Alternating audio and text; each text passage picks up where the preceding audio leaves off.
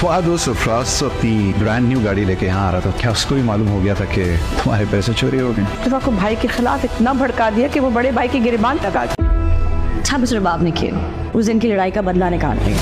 मुस्तफा पहले जैसा नहीं रहा, बदल चुका है वो। लगता है कोई पुराना हिसाब किताब चल रहा था तुम्हारा भी।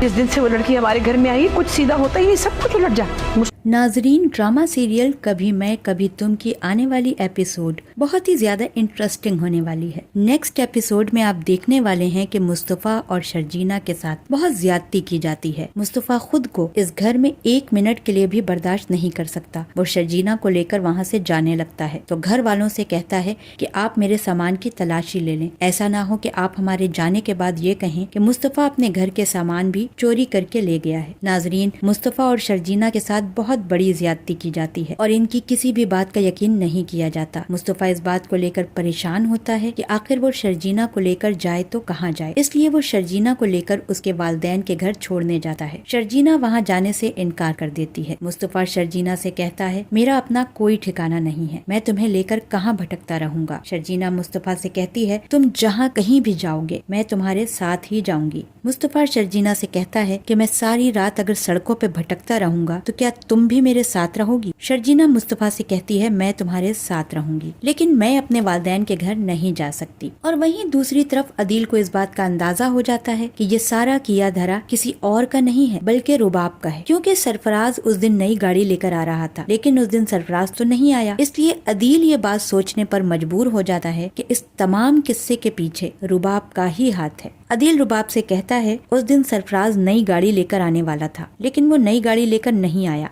लगता है उसे भी ये बात मालूम हो गई थी कि पैसे चोरी हो गए हैं। मैं इतना बेवकूफ नहीं हूँ, मैं अच्छी तरह से जानता हूँ कि ये सब तुमने ही किया है। रुबाब अदील से कहती है, तुम भी तो यही चाहते थे ना कि मुस्तफा यहाँ से चला जाए। अगर तुम्हें ये पहले ही से मालूम था तो उस वक्त तुमने क्यों नहीं बोला। शर्जीना अच्छी तरह ये बात जानती है कि मुस्तफा ने कुछ नहीं किया और मुस्तफा भी अच्छी तरह से ये जानता है कि शर्जीना ने कुछ नहीं किया। शर्जीना मुस्तफा को तसल्ली देती है और उसे कहती है कि मैं जानती हूँ ये सब रुबाब ने खुद ही किया है अपनी बेइज्जती का बदला लेने के लिए।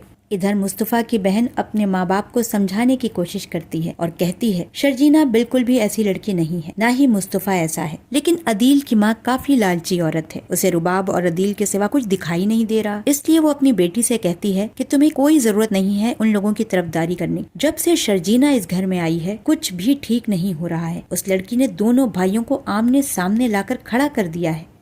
मुस्तफा तो अदील की गिरेबान तक पहुँच चुका है।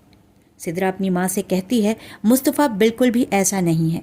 शर्जीना से शादी के बाद मुस्तफा काफी बदल चुका है।